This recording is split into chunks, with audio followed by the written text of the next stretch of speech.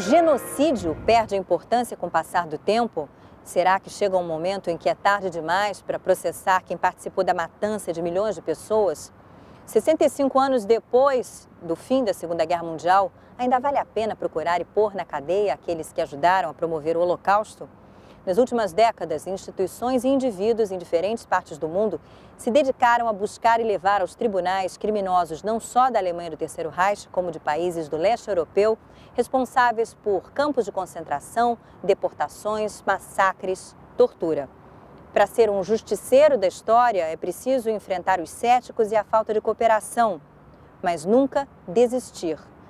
Perseverança é talvez a principal arma do homem que você vai conhecer agora. O último caçador de nazistas. Efraim Zuroff nasceu em Nova York, nos Estados Unidos, e vive em Israel. Há quase 30 anos, se dedica a procurar criminosos do nazifascismo. Começou trabalhando para o governo norte-americano e depois assumiu a direção, em Jerusalém, do Centro Simon Wiesenthal, dedicado à defesa dos direitos humanos e à documentação sobre o Holocausto. Zuroff coordena pesquisas sobre crimes nazistas e monitora como andam pelo mundo investigações e julgamentos. Em 2002, em parceria com uma fundação judaica da Flórida, ele lançou a Operação Última Chance para tentar encontrar e processar criminosos da Segunda Guerra Mundial que ainda estão vivos, escondidos. A ideia é fazer justiça enquanto é tempo.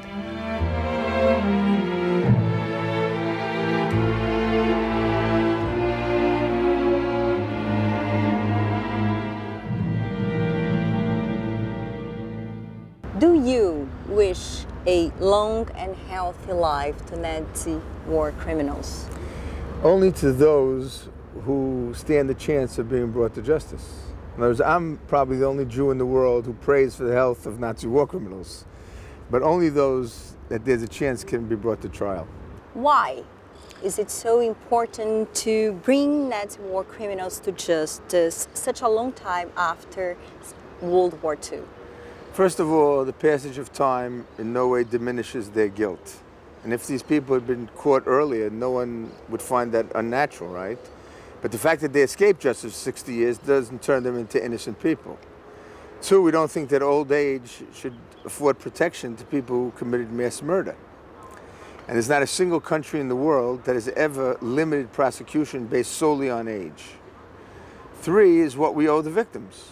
In other words, our obligation is to try and make a serious effort to find the people who turned innocent men, women, and children into victims. It's not a question of their age, it's a question of their health and whether they can stand trial. But if they can't stand trial, why ignore them? Why let them enjoy their golden years? They certainly don't deserve it. They're the last people on earth who deserve any sympathy, because they had absolutely no sympathy for their victims. Operation Last Chance has found 560 suspects. And how many Nazi war criminals are still among us? I think it's fair to say that at least hundreds, if not thousands. In other words, if you know the history of the Holocaust and of World War II, you know that many hundreds of thousands of people were involved in the process. Quite a few of them were relatively young. And today, with the wonders of modern medicine, people live longer, and many of them are alive and unprosecuted. No one paid attention, no one looked for them, but they were out there. They were out there committing murder, and that's why it's important to find them and bring them to justice. Mm-hmm. According to Operation Last Chance's latest report, 101 suspects were submitted to prosecutors. What's the most difficult part in your work? Finding Nazi war criminals or putting them in jail?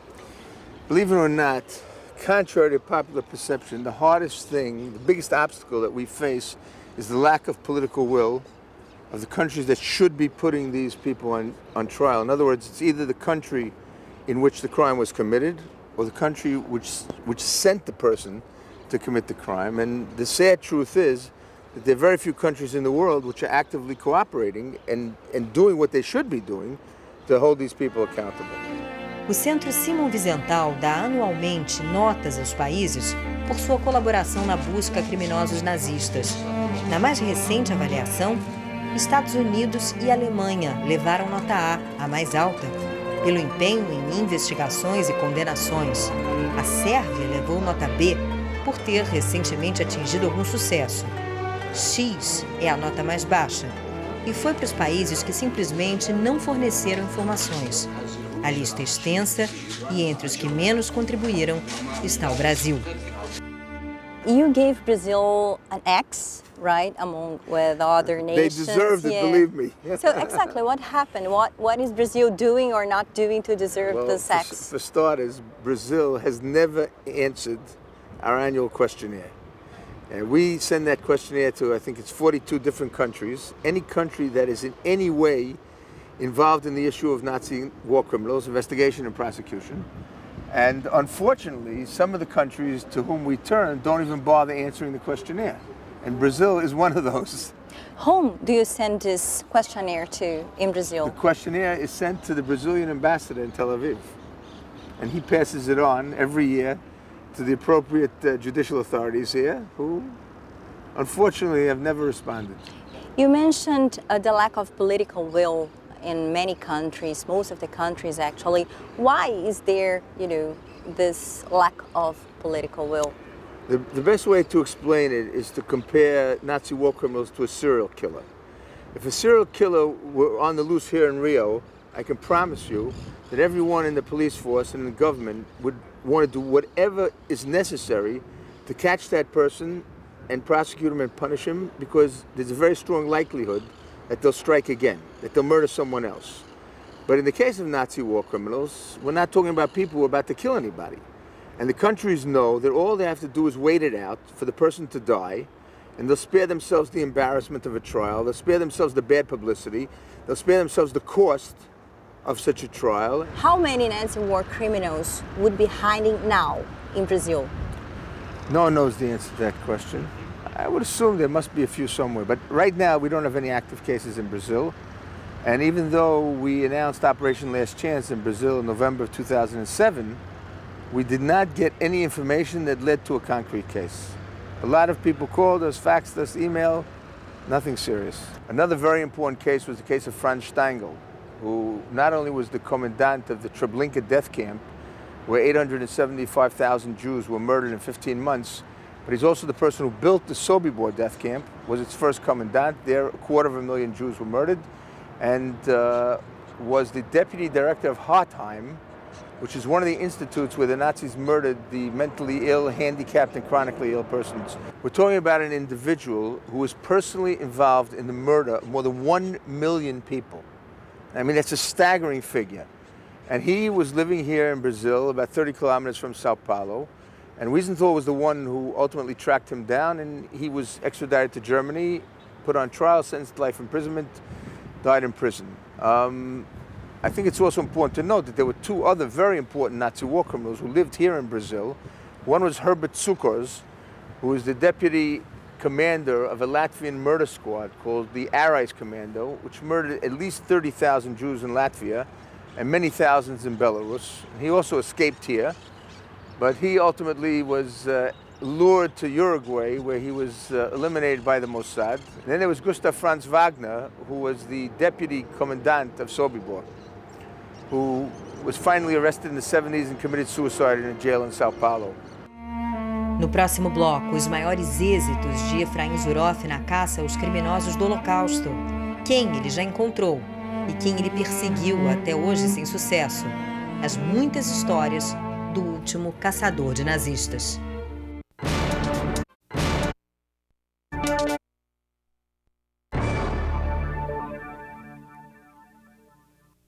What was the most remarkable extradition in Argentina?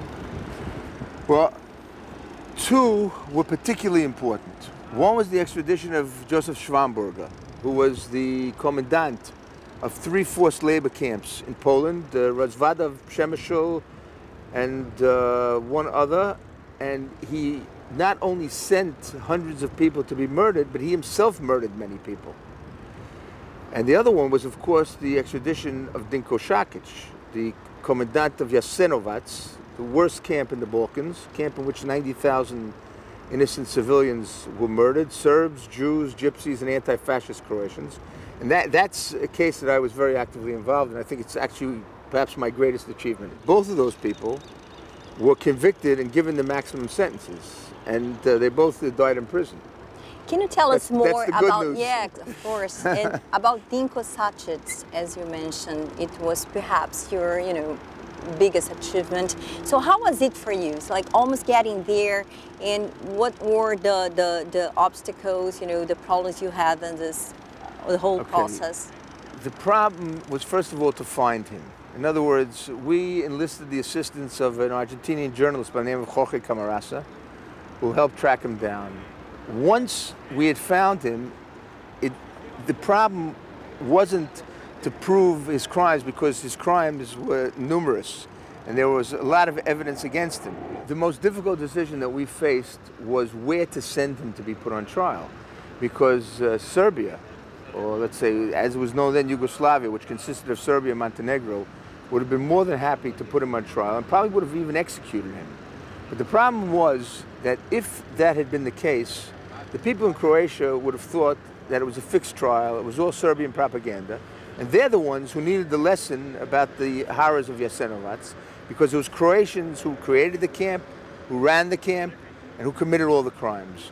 But that was a gamble, because the president of Croatia at that time was Franjo Tuđman, who was the only head of state to ever deny the Holocaust. We opted for Croatia, and we were very lucky because the Croatians actually did a very respectable job of putting Sacic on trial. And his trial really was a watershed event in the history of democratic Croatia. It changed the whole tenor of public discussion about the crimes of the Holocaust. Years ago, you came to South America hunting Aribert Haim. You went all the way down to Chile, and it turned out it wasn't him. So can you tell us this story? Okay, Dr. Aribert Haim was a doctor in 3 Nazi concentration camps, in Sachsenhausen, in Buchenwald in Germany, and Mauthausen in Austria. And it was in Mauthausen that he became notorious and earned the nickname of Dr. Death, because he murdered dozens of inmates by, in many cases, injecting gasoline directly into their hearts. He performed all sorts of experiments. He performed castrations, and he cut off people's limbs without any anesthesia. He was a terrible, terrible person, a sadist, and the kind of person who, you wonder how someone can reach that kind of level of cruelty.